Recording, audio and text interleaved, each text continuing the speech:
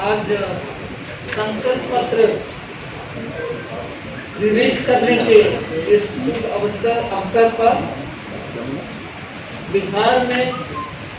बिहार के सभी वरिष्ठ नेतागण के साथ, उनमें से बहुत केंद्र मंत्री हैं और पहले रह चुके हैं और बहुत एक्सपीरियंस सीनियर लीडर्स के साथ आज बिहार के चुनाव के संदर्भ में संकल्प पत्र रिलीज करने के शुभ अवसर पर भाग लेने में मैं गर्व महसूस करती हूँ, क्योंकि बिहार ऐसे प्रदेश है जिसमें हर नागरिक पॉलिटिकली बहुत ही सेंसिटिव है और इन्फॉर्म्ड भी है। उनको पूरे विषय समझ में आता है और विश्लेषण करते हैं और उनको ऐसे संकल्प पत्र रिलीज करने में से उनका भरोसा कमाना, if I can use that word, to get their भरोसा इतना आसान नहीं है।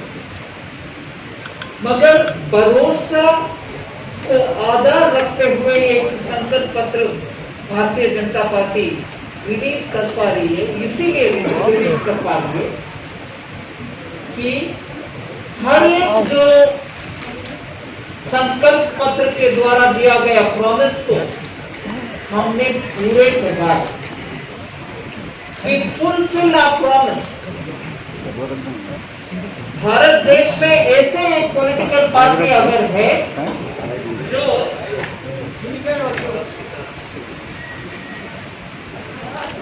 जो उनके संकल्प पत्र के ऊपर अगर कोई भी प्रश्न पूछताछ करेगा तो भरोसा के साथ जवाब दे सकते हैं, ऐसे एक पार्टी है तो वो भारतीय जनता पार्टी है।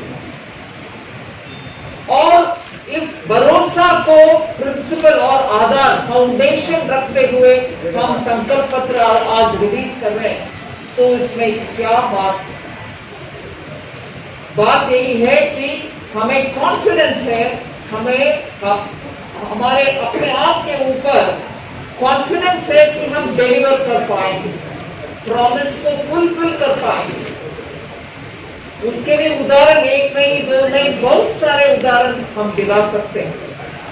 जैसे बोला गया कि प्रधानमंत्री जी पिछले 6 साल में गरीब के लिए कितने कार्यक्रम प्रॉमिस किए वो सब इंप्लीमेंट कर दिखाए, चाहे वो हर गांव तक बिजली हो, चाहे वो गरीब महिला के लिए गैस सिलेंडर का सप्लाई हो, रसोई का गैस का, और हर भारतीय नागरिक को फिनेंशियल इंक्लूजन के नाम पर बैंक अकाउंट दिलवाना हो। ये सब प्रधानमंत्री नरेंद्र मोदी जी ने प्रॉमिस करके उसको इंप्लीमेंट भी कर दिखाया।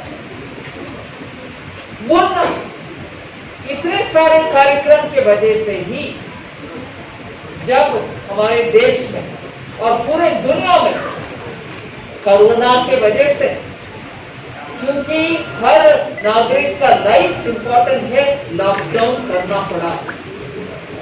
उस समय हर गरीब के अकाउंट में 500 रुपया हर महीने के हिसाब से 1500 रुपया उनके अकाउंट पर सीधा डाल सकते थे। तो जन धन योजना के वजह से हुआ और हर गरीब के घर में गेहूं चावल या 1 केजी दाल पहुंचा, लॉकडाउन के समय पहुंचा है, तो इसलिए कि पूरे डिजिटल व्यवस्था बिछाया गया जिसके द्वारा रेशन कार्ड और रेशन में जो मिलना है वो सब ठीक-ठाक मिलना संभव हो। ऐसे ही दिव्यांग हो, बुजुर्ग हो, उनके अकाउंट में भी 1000 रुपया वन टाइम पेमेंट को लॉकडाउन के समय दी। लॉकडाउन के समय जब सब स्तंभित हो गया था, लिटरली नथिंग मूव, उस समय भी हमारे बैंकों के द्वारा जितने भी कैश पहुंचाना है वो पहुंचाया है। इतने कठिन माहौल में भी लोगों को जो बेसिक रिक्वायरमेंट्स है, बेसिक उनका जितने भी है रिक्वायरमेंट, वो सब पहुंचाने का काम इसलिए संभव हुआ कि पहले से बेटर लिविंग के लिए अकाउंट दो, रुपए कार्ड दो, हर एक का घर तक बिजली पहुंचाओ, ये सब व्यवस्था पहले से 5 साल से इंप्लीमेंट हुआ। जब इतना बड़ा महामारी के समय में भी हम गवर्नेंस में कहीं चूक ना आने की। इस संदर्भ में एक विषय में आप सबके सामने रखना चाहते हैं। एक हम कंपैरिजन करेंगे 15 साल जो 1990 से लेकर के 2005 तक बिहार की अवस्था और 2005 से लेकर के 2020 तक का अवस्था। 15 साल उस समय, 15 साल 20 तक वाला 15 साल आप देख लीजिए। जैसे माननीय संजय जायसवाल जी ने सही कहा, बजट का साइज मतलब बिहार का इकोनॉमिक अफेयर्स का साइज देख लीजिए। 23,000 करोड़ जहां का 15 साल 2005 तक वाला 15 साल में वो 2 लाख करोड़ हो गया है अभी। इसके मतलब क्या है? एक्टिविटी बढ़ने में आपके जीएसटी भी बढ़ जाता है। ऐसे ही ग्रोथ, जीडीपी ग्रोथ स्टेट का जहां 3% तक था 15 साल 2005 तक, वो बढ़ करके आज 11.3 तक पहुंचा। वो 15 साल है जो 2005 से लेकर के 2020 तक, जहां पूरे गवर्नेंस का प्रायोरिटी था और डिलीवरी को मन में रखते हुए गांव तक पहुंचाना और उधर रिजल्ट दिखाना, इसका प्रायोरिटी के साथ गवर्नेंस चलाया, ना कि जंगल राज। जंगल राज के समय आप देखा कि क्या है लेवल, और जब एडमिनिस्ट्रेशन जनता के लिए काम करता है यही रिजल्ट होता है, जिसके कारण पर कैपिटा हर नागरिक का इनकम एवरेज औसतन जहां 8,000 था उस 15 साल में, अभी बढ़कर के 43,000 तक पहुंचा। Per capita income is 43,822। इन सब आंकड़ा में क्यों आपके सामने रखा? जब गवर्नेंस का प्रामुख्यता देता है एक सरकार, जनता के लिए काम करता है एक सरकार, और जनता का भलाई के लिए काम करता है, हर नागरिक उनके अपने अपने क्षेत्र में उनके अपने अपने काम शांति से कर पाता है, उसके वजह से इकोनॉमी बढ़ता है, उसके वजह से हर नागरिक का इनकम भी बढ़ जाता है। यही एक कारण, जब लोग उनके अपने अपने व्यवस्था में जुड़ जाते हैं, उनका बेसिक रिक्वायरमेंट क्या होता है? बिजली होना चाहिए, सड़क ठीक होना चाहिए, घर में पानी आना चाहिए। बिजली का प्रोडक्शन, माननीय मंत्री जी कहते हैं, R K Singh ji, electricity production सिर्फ 22% था उस 15 साल में जो 2005 तक हुआ। अभी 100% प्रोडक्टिविटी, 100% प्रोडक्टिविटी के साथ बिजली उत्पादन हो रही है बिहार। उत्पादन बिजली का एक विशेष अंक होता है। क्यों?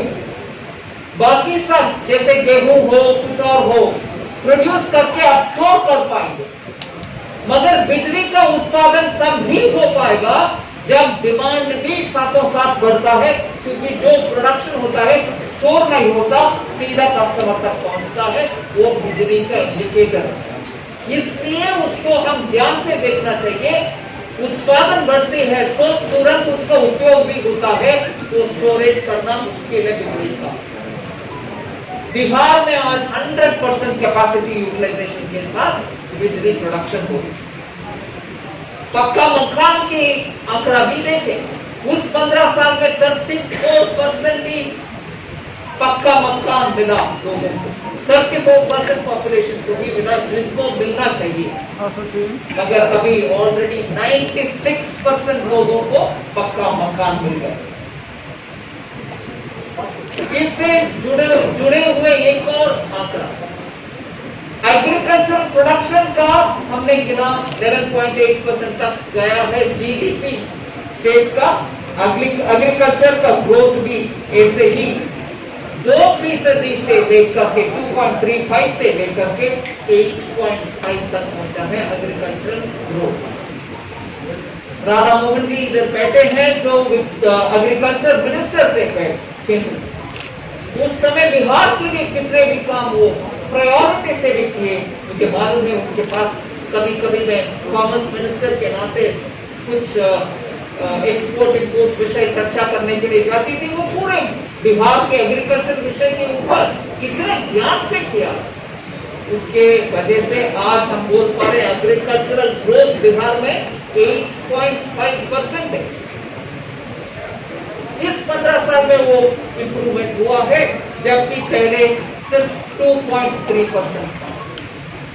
ऐसे ही नॉन एग्रीकल्चरल एक्टिविटी में आप देख लीजिएगा 3.9% जहां था पहले, वो अभी 12% तक पहुंचा है नॉन एग्रीकल्चर। तो चाहे इंडस्ट्री, कॉमर्स, ट्रेड जो भी हो सकता है। इसका मतलब क्या है, एग्रीकल्चर भी, इंडस्ट्री भी, इलेक्ट्रिसिटी भी, सब ऊपर के वो ऐसे जाए तो बिहार जिस स्टेट में इतना पोटेंशियल है, जिनके नागरिक पूरे देश पर जाकर के उनके ताकत दिखा रहे हैं, हर एक में, हर राज्य में आज बिहार के लोग के स्किल के वजह से उनको उधर रोजगार मिलता है। ऐसे बिहार में आज हम देख रहे हैं ग्रोथ का पोटेंशियल क्या है, कितना ग्रोथ मिला है जब सबका भरोसा के साथ उनके संकल्प पत्र में जितना भी बोले उसको इंप्लीमेंट कर रहे हैं। लास्ट में मैं एक और इंडिकेटर देती हूँ, इंडस्ट्रियल प्रोडक्शन और उसका ग्रोथ। उस 15 साल का डेटा कंसिस्टेंटली कुछ नहीं मिला, इसलिए हमारे संकल्प पत्र में उसका आंकड़ा नहीं बोला गया। आप देखेंगे संकल्प पत्र में उस 15 साल का डेटा इंडस्ट्रियल प्रोडक्शन का नहीं छोड़ा गया, क्योंकि इंडस्ट्रियल ग्रोथ का विषय उस समय प्रायोरिटी नहीं था। अभी क्या है, इस 15 साल में 17% तक ग्रोथ है इंडस्ट्रियल प्रोडक्शन का। बिहार जिस राज्य में एग्रीकल्चर और प्राइमरी एक्टिविटी को महत्व है, क्योंकि अच्छा उगाव का भूमि है और कृषि उत्पादन अच्छा होता है, इंडस्ट्री का इतना प्रोत्साहन तब नहीं था, मगर अभी मिल रही है, इसीलिए 17% तक ग्रोथ हुआ है उस एरिया में। इसीलिए जो 11 पॉइंट्स हमने हमारे संकल्प पत्र में बोल रहे हैं, उसका महत्व है। उसमें मैं प्रमुख से शुरू करती हूँ कि कोरोना का ये पैंडेमिक के समय हम सब ऐसे बैठे हैं, हर एक उनके अपने चेहरे पर एक मास्क लगा है। जब तक वैक्सीन नहीं मिलता, प्रधानमंत्री जी याद दिलाए, परसों भी एक देश के नाम संदेश में ये बात बोले कि प्लीज आप जरा संभालो। एक मिनट का केयरलेसनेस अगर होता है तो पैंडेमिक फैला जाता है। इसीलिए जब तक वैक्सीन नहीं मिलता, पहनना आवश्यक है मास्क। मगर जब वैक्सीन आने का हमारे लिए इंफॉर्मेशन आ रही है, अगर हर एक देश में एक एक वैक्सीन का कुछ प्रोडक्शन का बात चल रही है, रशिया में एक है, चाइना में एक है, कहीं और एक और है, बहुत सारे देश कोशिश कर रहे हैं। मगर मैं इधर कॉन्फिडेंस के साथ बोलना चाहती हूँ कि भारत में, क्योंकि बायोमेडिकल बायोफार्मा इंडस्ट्री अच्छा पिछले 20 साल से उनका कैपेसिटी बढ़ते आ रही है, कम से कम 4 वैक्सीन का प्रोडक्शन के ओर हम जा रहे हैं। अगर 1, 2, 3 ट्रायल स्टेजेस है, पहले एनिमल्स के ऊपर करते हैं, फिर लैब में दोबारा टेस्ट करते हैं, फिर ह्यूमन ट्रायल्स करते हैं। ये तीनों फेस पार करते हुए लास्ट स्टेज तक कम से कम 3 ऐसे वैक्सीन भारत देश में प्रोडक्शन के कगार पर आ गए हैं। उसके बाद वो वैक्सीन अगर साइंटिफिक लोग बोलते हैं कि हाँ ये ठीक है, ये अभी प्रोडक्शन कर सकते हैं, प्रोडक्शन करने का कैपेसिटी भी हमारा सरकार के प्रोत्साहन की वजह से रेडी बैठे हैं कि लार्ज प्रोडक्शन करने के। सो जब साइंटिस्ट इसको क्लियर करते हैं, हमारे देश में वैक्सीन का प्रोडक्शन उस लेवल पर होगा जिससे जो हम इधर प्रॉमिस कर रहे हैं, बिहार में हर एक के लिए मुफ्त में वैक्सीन मिल जाएगा, वो हमारी पहला संकल्प पत्र के प्रॉमिस है। भरोसा के साथ बिहार की जनता को हम आश्वासन दिलाना चाहते हैं कि वैक्सीन फ्री में आप सबको मिलेगा। फिर ऑफकोर्स आप लोगों को मालूम है बिहार में 2 all India institute of medical science है। दरभंगा में जो है उसको हमने प्रॉमिस किया है 2025 तक उसको खत्म करके रोका, 24 तक उसको खत्म करके लोकार्पण करेंगे ही। फिर आपको मुझे बहुत एक विषय अच्छा लगा कि हिंदी में मेडिकल इंजीनियरिंग और टेक्नोलॉजी इंस्टीट्यूट्स बिहार में खोला जाए। मातृभाषा में जब एक उनके टेक्निकल एजुकेशन पाते हैं तो उनका रोक नहीं हो सकता है उनका एक्सलेंस का। इसीलिए बिहार जैसे क्षेत्र में हिंदी में ये तीनों इंस्टीट्यूशन ओपन करना बहुत आवश्यक है, जिसमें मैं मानती हूँ हमारे बहुत सारे युवाओं का फ्यूचर के लिए, अच्छा क्वालिफिकेशन के लिए इधर ही अवसर मिलेगा। तो टेक्नोलॉजी में बिहार पीछे नहीं है, इसीलिए उनका आईटी हब भी बनाने के लिए हमने एक संकल्प पत्र में प्रॉमिस कर चुके हैं, उसको पूरे इंप्लीमेंट करेंगे। मुझे याद है बजट के समय फरवरी, इस साल फरवरी में मत्स्य संपदा योजना, मतलब फिशिंग के लिए हम प्रोत्साहन देना है, जैसे एग्रीकल्चर के लिए दे रहे हैं। मगर फिशिंग मतलब सिर्फ समुद्र से जो मत्स्य संपदा मिलता है सिर्फ वो नहीं है, मीठे पानी में भी अच्छा सा फिशिंग का कैपेसिटी बढ़ाना चाहिए। उसमें हमारे संकल्प पत्र के लाइन ये है कि बिहार को नंबर 1 स्टेट बना देंगे मीठा पानी में जो फिशिंग कर सकते हैं, फिश प्रोडक्ट्स उत्पादन कर सकते हैं। तो मत्स्य संपदा योजना का पूरे इम्प्लीमेंटेशन करने के लिए प्रावधान बजट के द्वारा कर करके बिहार में उसको लागू करने के लिए संकल्प पत्र में एक ऐसे घोषणा है। और इसके साथ साथ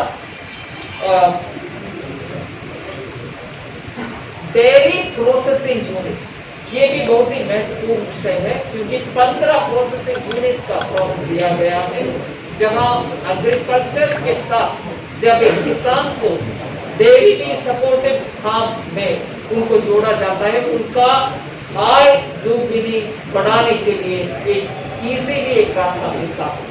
इसीलिए हर एक किसान जो अन्नदाता है, मैं बजट में मुझे याद है पूरी कि उनको ऊर्जादाता बनाना भी आवश्यक है, जिससे वो सोलर पावर उनके फील्ड में खेती में से भी एनर्जी भी उत्पादन कर सकते हैं। ऐसे ही वो डेयरी में भी जुड़ जाए, जो जैसे अमूल वैसे बहुत सारे इधर भी यूनिट्स आ सकते हैं, जिससे किसान का आय भी दोगुनी जल्दी से हो पाए। इसके अलावा फार्मर प्रोड्यूसर ऑर्गेनाइजेशन का भी बहुत अच्छा सा एक घोषणा है, जिसमें से 1000 FPO फॉर्म करने का प्रोसेस है, जिससे हम मानते हैं कम से कम 10 लाख को रोजगार मिलेगा। ऐसे 11 इम्प्लीमेंटेशन पॉइंट्स है, वो सब बहुत ही इम्पोर्टेंट है। मैं मानती हूँ ये सब जनता को उनके जीवन में बहुत भरोसा, जीवन में बहुत सहूलियत ले आएगा, इसलिए उनको भी मान्यता होगी और जनता भी उसको मानेंगे और अपनाएंगे। इसके अलावा एक है गेम्स यूनिवर्सिटी, खेल कूद के लिए एक अलग यूनिवर्सिटी बनाने का प्रावधान बात में है, और वो भी एक प्रॉमिस बिहार के लिए दिया हुआ है। जनधन योजना मुद्रा, ये सब मंत्रालय के द्वारा हम चला रहे हैं। उसका भी अच्छा सा इम्प्लीमेंटेशन और बढ़ाने के लिए कार्यक्रम हम केंद्र सरकार के द्वारा बिहार को मदद करेंगे। मैं जनता, आप मीडिया के द्वारा जनता को अपील कर रही हूँ हाथ जोड़कर, एनडीए को वोट दीजिए, एनडीए को जिताए और एनडीए जीतने पर माननीय नीतीश कुमार जी हमारे सीएम होंगे अगले 5 साल के लिए और बिहार ऐसे ही आगे बढ़कर के अच्छा प्रोग्रेसिव डेवलप स्टेट बनेगी, जो भारत के ग्रोथ के लिए बहुत ही महत्वपूर्ण अंग बनेगी। बिहार के ग्रोथ भारत के ग्रोथ का एक बहुत इंपॉर्टेंट इंजन बनेगा। अगर इंजन ठीक चलता है गाड़ी तो जरूर जाएगी वहां। इसीलिए बिहार में ये मुझे आज इस अवसर मिला संकल्प पत्र रिलीज करने के लिए। बिहार के बीजेपी यूनिट को मैं धन्यवाद कहती हूँ और बहुत गर्व महसूस करती हूँ कि बिहार के इस चुनाव के संदर्भ में मेरा इतना रामायण में दिलेरी जैसे बोलते हैं वैसे एक छोटे से अंग इसमें भाग लिया, उसके लिए मैं बहुत संतोष व्यक्त करती हूँ और बिहार की जनता को भरोसा के साथ मैं नमस्कार कहती हूँ और ये भी बोलती हूँ कि आप जरूर एनडीए को जिताइए, नीतीश कुमार जी को सीएम बनाइए। अगले 5 साल के लिए बिहार के डेवलपमेंट के लिए आप सब साथ जोड़िए। धन्यवाद।